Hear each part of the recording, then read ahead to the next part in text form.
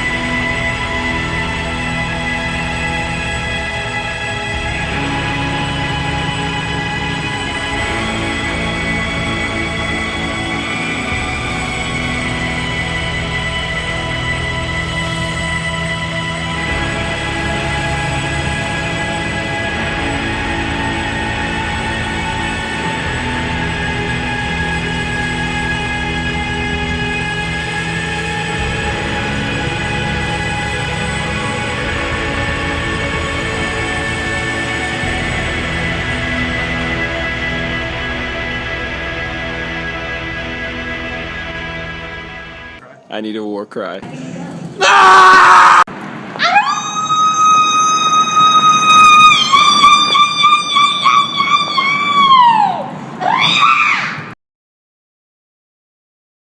What is one thing most people don't know about you? That would be that I actually really like to snort pepper. It's kind of scary, but... Are you serious? Most people don't know this, but a few select do, where you just kind of... Oh, not quite all there, but I got most of it. I can do that. Wait, let me finish this off here. Let me finish it. I gotta do the other nostril stuff. Okay. Is that a common thing for you? No, or everyone would know about it, but wasabi works really well too. My first name's not Mike. Elaborate. No. There you go. There you go. Comments. No Okay. comments. All right. All right. What's your name? Major. Last name? Hood. I'm really shy. One thing most people don't know about me is that I really want to do a NOLS course, and I want to do it within the next 2 years so that I can pursue some sort of lifestyle outdoors. I've looked into one that's in the Rockies, and I'd be trained in kayaking, climbing, and backcountry backpacking. Okay. So what destination of Knowles? Pardon me? What destination? In the Rockies. In the Rockies? Yeah. Probably that I have a huge Pez collection. That's awesome. That's I didn't even know that, and I'm your best friend.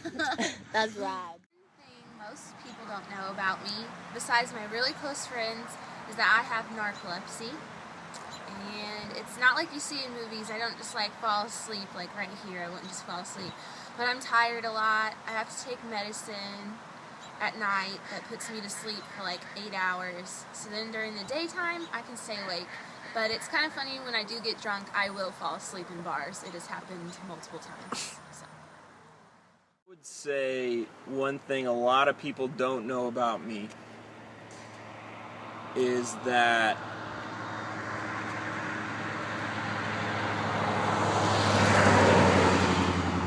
Car.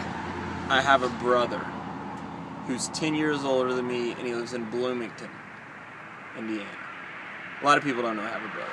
B-Town! Tell me about What your up? brother. What's his story? He's got 2 kids, double income. He's a pretty cool dude. He's probably a lot cooler than I am. He is cooler than you. Okay, what about you, Lindsay? I have an orange belt in Hapkido. Nice. Elaborate. I do joint locks and throws. It's a form of karate. I ain't playing no games with this girl. Well, one thing that most people probably don't know about me, and I try to keep pretty hidden most of the time, is that I actually always like to paint my toenails. I can show you.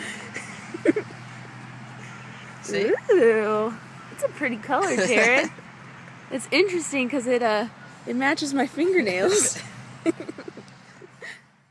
Mike, can you give me a shout out from the porcelain? Number 2 for you all day, baby. If you could go anywhere in the world, where would you go? And what would you do while you were there? I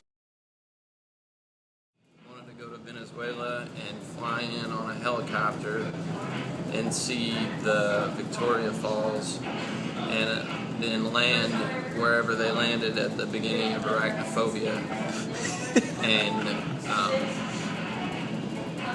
I like to be there and see how dense the jungles are in Venezuela. One question. Do you think you'd be able to survive once they dropped you? Well, it depends on how high they drop me from. Well, I haven't been overseas. I would like to go overseas. I also have been to Yosemite in the U.S., obviously, 4 times. I'd like to go back there. Okay. Mainly because there's so many adventures to be had and so many ways to kind of push your limits through climbing, because that's what I've done in the past when I was there. You always learn about how much pain and suffering you can endure, because I mean, climbing's fun, and for most people, you know, they're doing like single pitch cragging, which is no big deal. You climb to the top of a route, you get lowered back down, you rappel down, and that's cool. That's not a whole lot of effort, you know. I mean, it is effort. Don't mean to belittle single pitch rock climb, but multi-pitch rock climbing, like you have in Yosemite, at some points in time for a lot of people, it stops feeling like climbing. When you've been on the route that you were climbing for like 8, 9, 10 hours, it's kind of like, man, I'd kind of like to be back on terra firma at this point. Kind of like to be back on the ground, but I know I've got a long way to get there. But you tell somebody, yeah, I'm going to go sleep on the side of a big wall, and I'm going to go spend 18 or 20 hours climbing the route and getting back down. It didn't sound like a vacation. It sounds like work. It sounds like hard work. You know, most people want to go to a beach and sip on drinks. And that's fun too, but that's just not the way I like to spend my vacation. I can sip drinks here. Where would it be and why? You know, I don't know why, but I'm completely in love with mountains. Like, I love the beach, I love deserts, I love pretty much every environment I've been into. There's something that drives me to be on top of a big mountain, you know. So for me right now, it would be something Cristobal. It's basically a 14,000 foot mountain. It's near Cartagena in Colombia. They've never actually measured the height of it, and it's one of the mountains that has the most. It's not precedence, but basically has between it and the next peak, there's the most elevation change.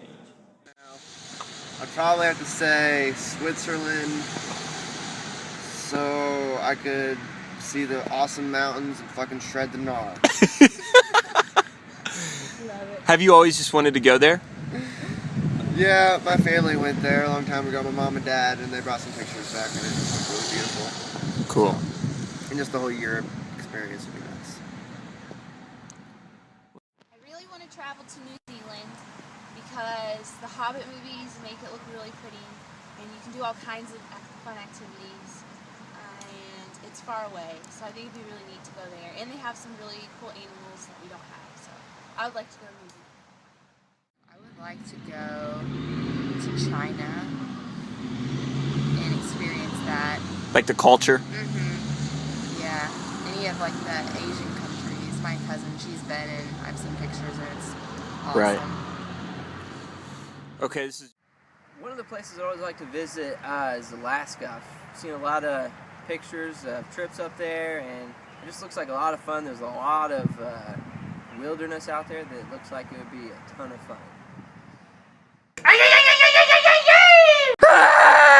Show me.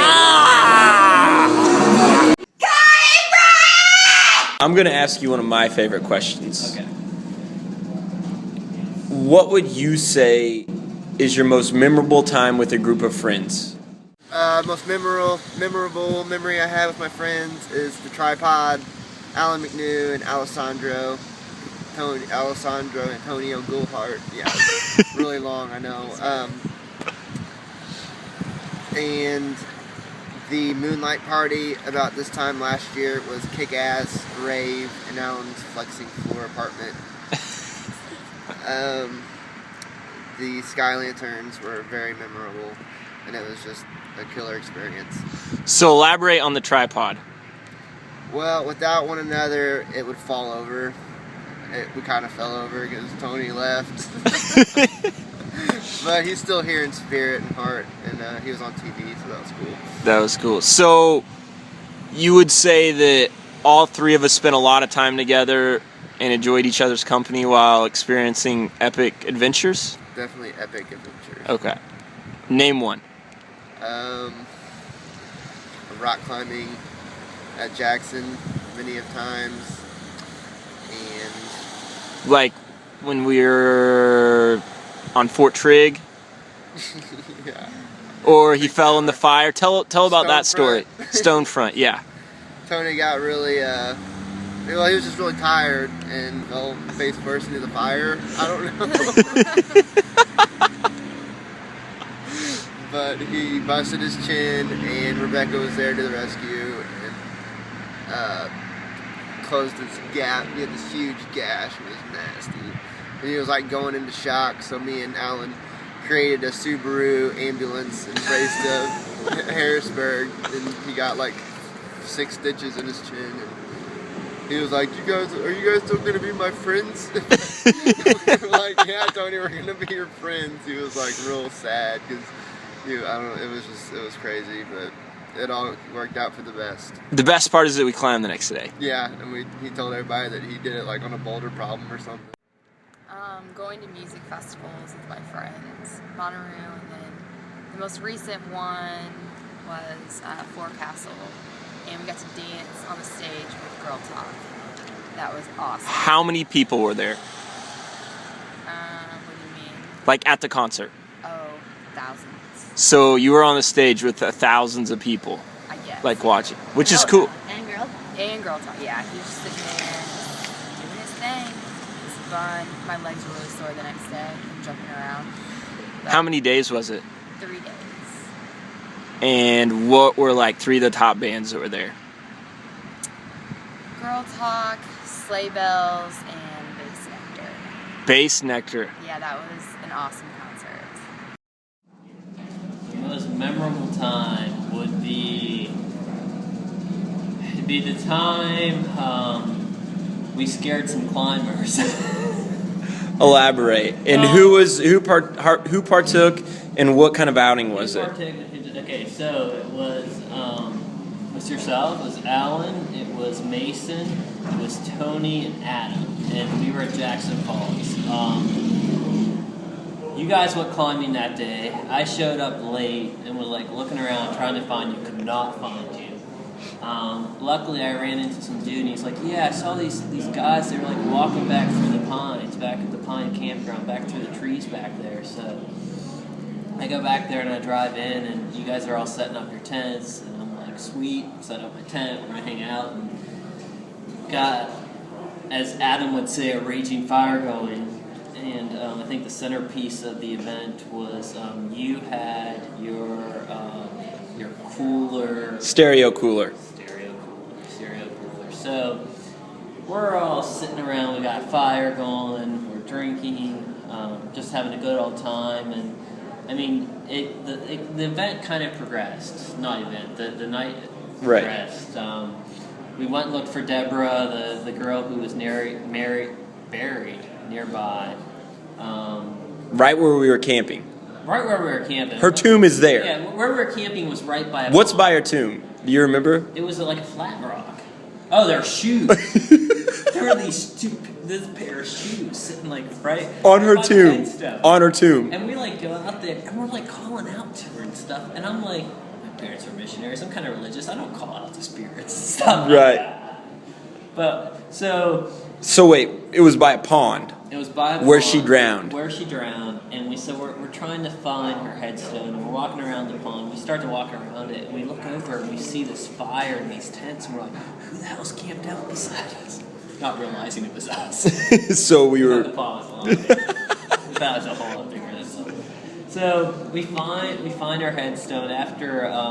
Jenna. Yeah, you called Jenna up to find out where it was. We hung out there. It's like the bedrock came out there for quite a while. And we just kind of hanged out at it, looked at the stars, argued about what constellation was what constellation.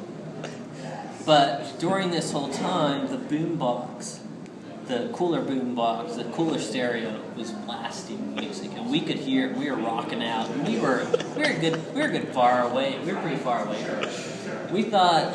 We were, I don't know, about a mile and a half out from where everyone else was camping. We figured it was no big deal. No one's going to hear it. What we did not realize was we were the highest point in Jacksonville, which means we were radiating noise over everyone. From an engineer's point of view. So we go back and we start cooking some food. We start eating some food. And some of you guys are eating those amazing peppers, those like stuffed peppers you made. So some of us are eating that. I had the axe out and I was like going all medieval on like some vines and trees and stuff. I'm sorry. These guys come up and like with the music raging still. What kind of music? Oh, it was like dubstep. And like, it was Adam, man. It was pretty awesome. It was some good stuff.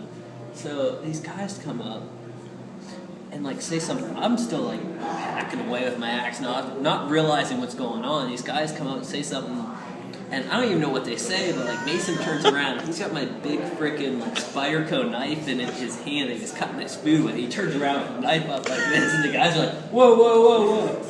He's not realizing what he's doing. And like the rest of us are out of it. Was it Adam that was talking to them, or was it Tony? It was Adam. It was Adam. Adam was like trying to calm it down. They had hiked out there to tell us to turn down the music because we were keeping everyone up in the valley. And the rest of us, I'm still hacking away with the axe. Like, yeah, you want some axe action? So we turn down the music, they leave, we finally go to bed. Next day I wake up with horrible hangovers, trying to go climb, and everyone we run into, we have to apologize because we don't know we were the assholes blasting music over the valley. So basically, to sum it up, we kept like at least 50 to 100 climbers up all night because of our gas party. It was awesome. We didn't even know they were invited. No, we did not. It was some good music. They should have been like dancing around, having a good time. We thought it was cool. Well, it's all about the climbing, dude. It's all about the climbing. I mean, that's what the guy said. You're like, come on. He's like, we gotta get to bed because it's all about the climbing. Climber love. And he even said the next morning he came by and we're like, apologizing, like, dude, it's all about the climbing. He whispered it in their ears. It's really hard because I feel like I have fucking blessed every time I hang out with my friends, and I have different groups of friends, so they're all different memories. But the one I want to talk about is Norton's. The first time I went to Norton's, my fiance, who was just my boyfriend back then for only about 4 months, took me to this hillbilly fest in his hometown, and I've never experienced anything like it. I was pretty much drunk for about 48, 55 hours. Don't remember parts of it. I ended up taping beer cans to my hand, couldn't get them off. We swam in a lake that was really gross. We went down to a river and I got to shoot guns, which I should never be allowed to shoot guns drunk because it was hilarious. Nobody got hurt though. But I would say it was one of my most memorable times. Most recently, I would say one of the top 2 rides of all time was with Alan McNew and the pack leader, Joseph Kruger. we decide that we're going to ride at Scales, and we're going to set a goal. We're going to do 5 laps. And so I'm like, okay, I'll set the pace. Scales is pretty hilly. You can wear yourself out if you're going too fast and pushing too hard. So we're riding along. We do like just a regular lap, then we do an Xterra lap, then a regular lap, then an Xterra lap. We're all going at a pretty chill pace. You know, we can talk. It's not too hard. The 4th lap, we stop, get a little drink of water. Joseph decides to lead this lap. And from the get-go, I noticed Joseph's legs spinning just a little bit faster than we've been doing. I'm like, Joseph, you got a little fire lit under your ass this time, don't you? And he takes off. Next thing I know, Alan takes off around me. And from there on, I know this lap is not going to be chill. This is like, there was this kind of unspoken decision. Can I? Everybody. So this is your home turf, right, Mike Becker? This is my home turf. But so the speed and pace of this 5th and final lap has definitely gotten faster. Alan, I could tell, was bound and determined not to let Joseph win, not to just like get pushed over on the last lap. So I'm like, all right, I'm gonna fucking kill myself before I let these dudes try and beat me on the home turf. So I just throw it in the big chain ring and make it my mission to not let these guys leave my sight. So I'm just cruising along about 10, 15, 20 feet behind them the whole time. They're duking it out. Alan's in the lead. And I don't know for many of you that have ridden out there at Scales, but there's a couple of hills right past the petting zoo. There's like 2 hills that are probably the most taxing after the end of the lap. And Alan's ahead. Joseph spins out on the last hill, and I go past him, and I kick it in even harder. And then we're going around by the softball fields. You can either go around the trail, or you can take Dead Man's Hill. Alan hits Dead Man's Hill, so I'm like, I've got to hit Dead Man's Hill. So he hits it, I hit it, and there's a little flat right there. You can take a little break, take a little rest. Alan gets it, pull off his water bottle. I'm like, boom, I can catch him right here. So I throw it in even harder. I'm rolling behind Alan. Alan's like, Joseph, you want to pass me? I was like, sure. He's like, oh, it's Backer. Hey, Backer, you went around? Like, yep. So I go around. Then Joseph's behind me. We're cruising, balls out, super fast on the Jedi section. There's a couple of sets of rollers with some wooden bridges in the bottom. I'm flying along. We're catching air. Boom. Handlebar clips a tree.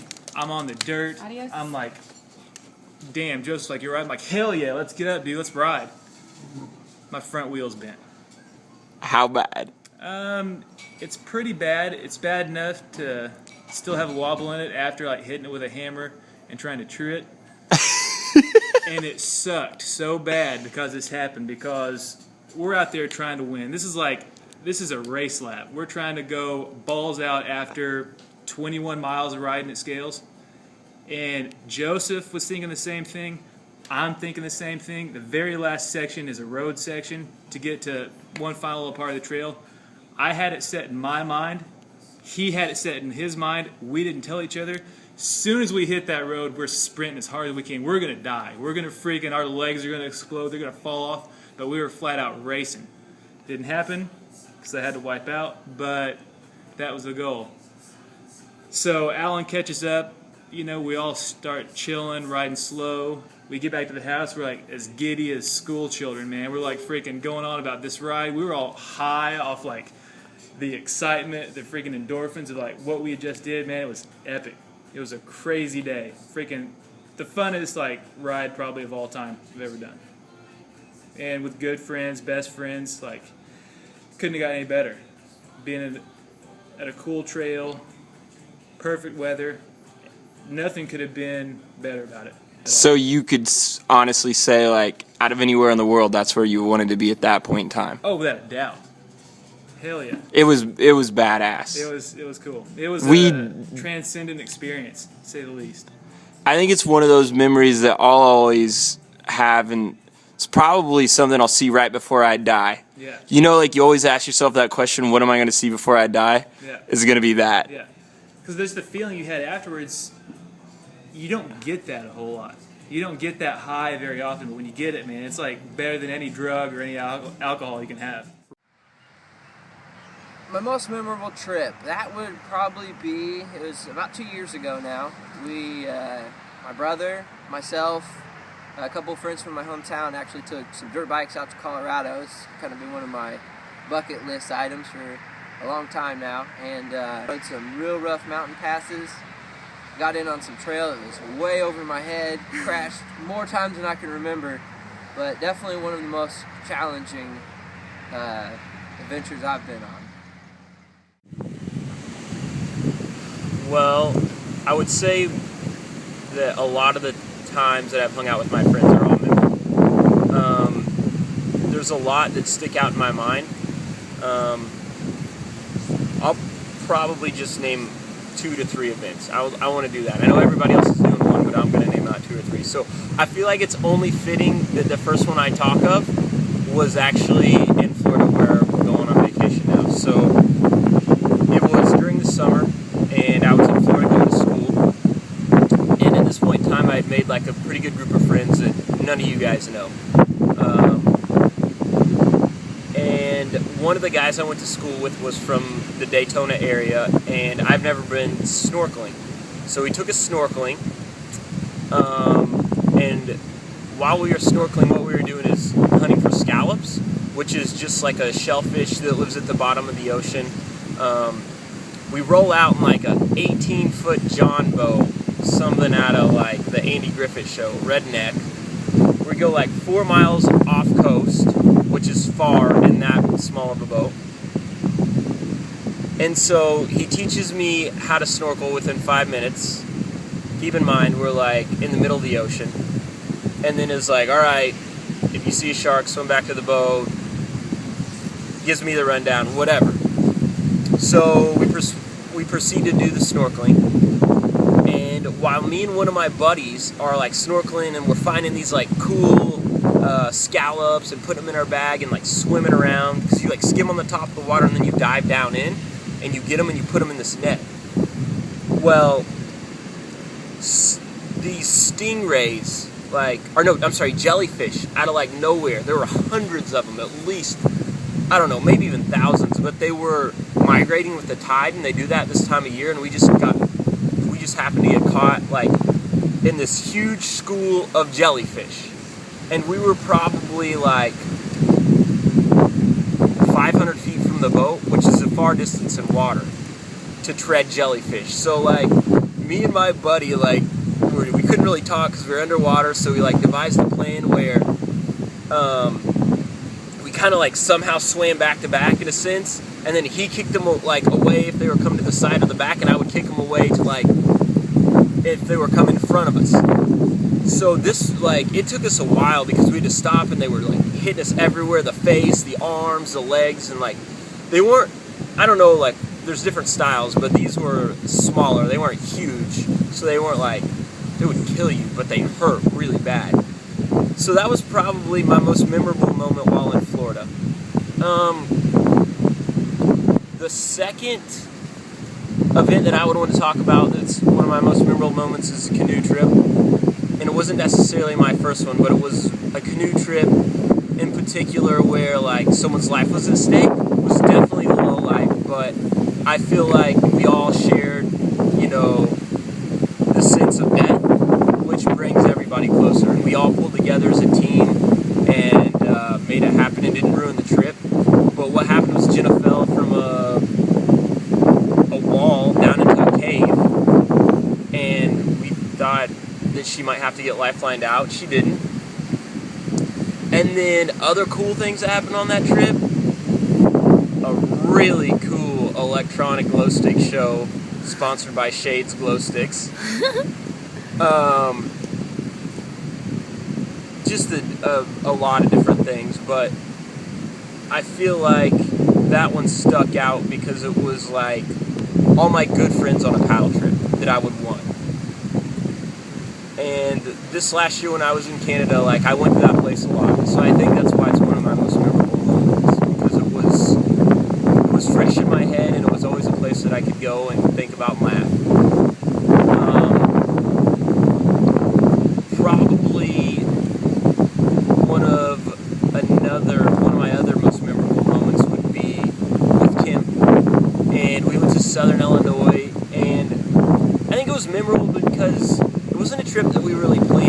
was something where, like, let's throw some gear in a car and see what kind of trouble we can get into. And it was epic. I mean, from just playing around in Southern Illinois, the middle of the week, I just took a couple of days off. It was really random, not thought out. But for me, I just felt like the simplest things were the most fun. All right, Kim Allen. So what is the most memorable time you've ever had with a group of friends? Definitely when I summited Katahdin, because that whole events coming up to it was just ridiculous. I'd been having dreams that I was home in Indiana and telling everybody, yeah, I thru hiked, but I never got to summit Katahdin. And so a bunch of crazy stuff happened in the 100-mile wilderness, which basically there's nothing around for 100 miles, so you have to be pretty advanced in backpacking and be prepared to be out there for at least 10 days. The terrain was pretty crazy, the weather was nuts. I fell and almost fell off the mountain, busted my ankle, slept at some crazy graveyard campsite that popped out of nowhere, got stuck in a time warp, and then a nor'easter blew in and the sky douched on us. It was ridiculous. There was trail water up to our knees. My friend Pinball, one day we stopped hiking because his lips were literally blue. It was crazy. And then the sky broke after the nor'easter and we had to put in 30 miles the next day. It was beautiful weather, but it was hard. And then when we got to Katahdin, my boyfriend at the time was there, and he'd been camped out for 3 days because I came in late. And he was like, you guys can't summit. And basically whenever the nor'easter came in, it blew snow on top of Katahdin. And so obviously none of us were going to take that. We were like, well, we'll wait for the snow to melt. And so we were base camped at Katahdin like it was Mount Everest. And there was one buddy that I was with, and he said some crazy-eyed guy came through, and he's like, are you going to Katahdin? And they're like, yeah. And he was like, Katahdin waits for no man. And so we kept saying that every day, and it was really cool because I was hiking with a group of friends, and then because we were based out for 5 days, every day new people would come in. So Talker Man came in, who was the very first person I met on the trail, so I got to summit with him, which was amazing. And just people that I literally hadn't seen from the first week of my journey. I got to see them again, and they kind of were like, oh, we've been reading about your journal entries, we know all about what's going on. So I got to hear their story, and it was a very unique way for us all to get back together. It wouldn't have happened, without the weather working out like that. So anyways, a couple of my friends went home. They're like, we can't wait out for the weather, whatever. And the morning they all left was the morning we decided we would go check out this view of Katahdin at Daisy Pond. And, we all kind of celebrated at the sign below Katahdin that said, we had 5.2 miles left out of this 2,000-plus journey. And we decided to go look at this view, and then a ranger pulled up and was like, you guys can summit tomorrow.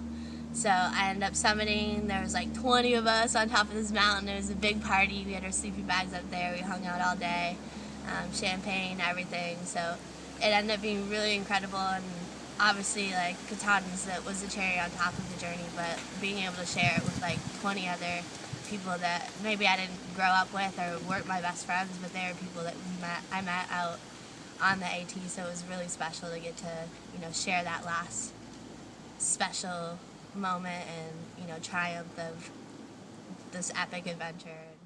Woo!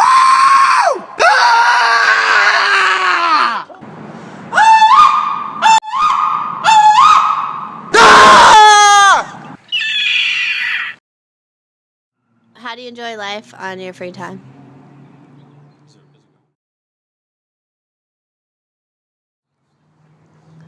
Through shared adventure.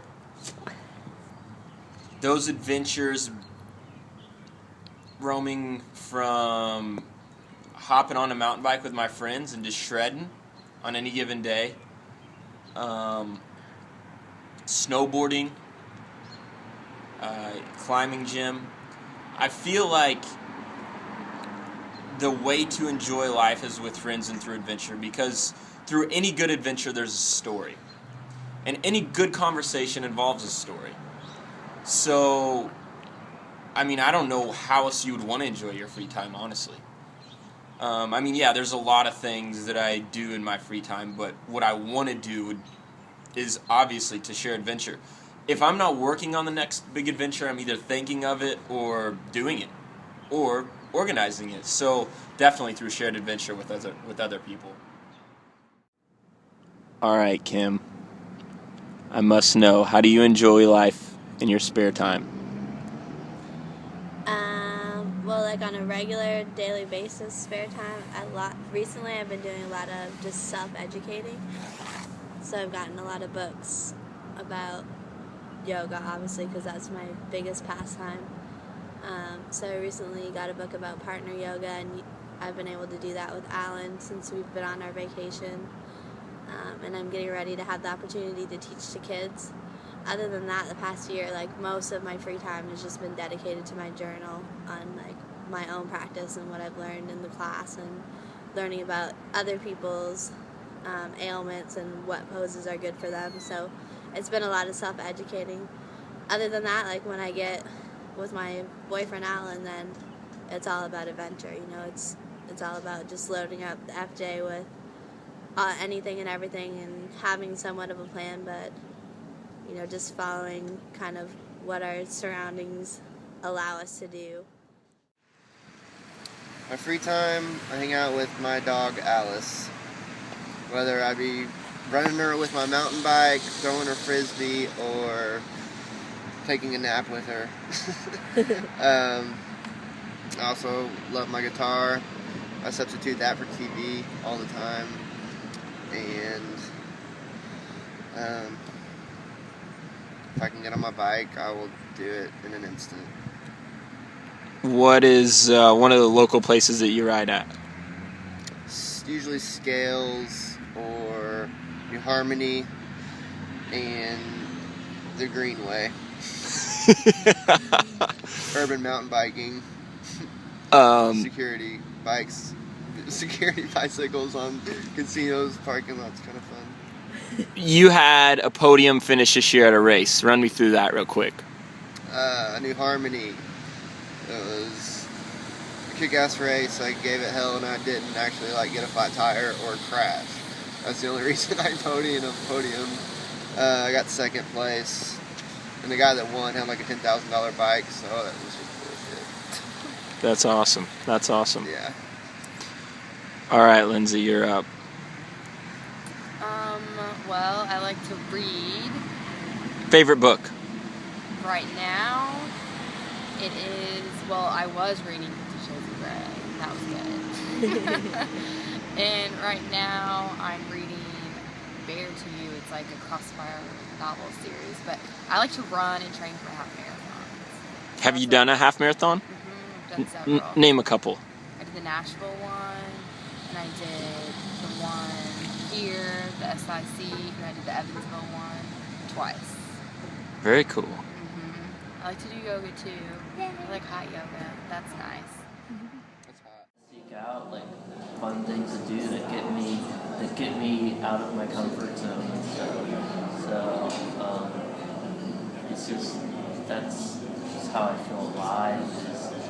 Just from my childhood and everything else, I've got to almost feel like I'm in danger.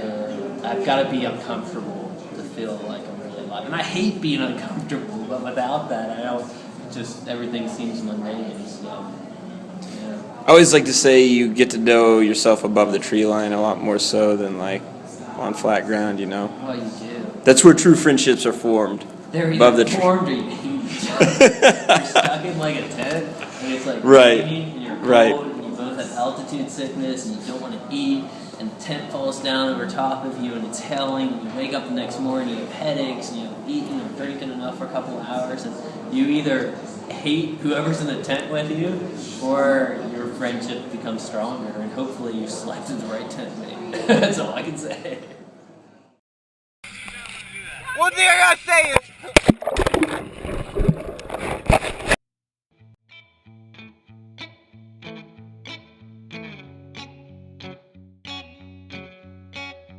I used to golf when I was.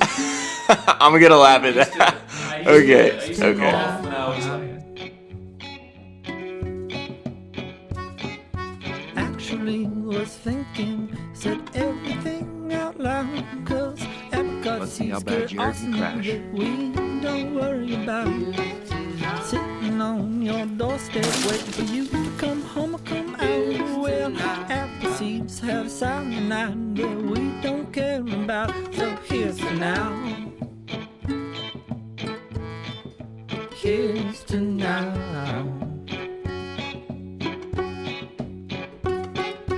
Buildings built sturdy, rolled up in every town. As the beans get aged and the bellies get sick, well, the people fall right out. My favorite quote would have to be, "We don't stop having fun because we grow old. We grow old because we stop having fun." I like it. I like it.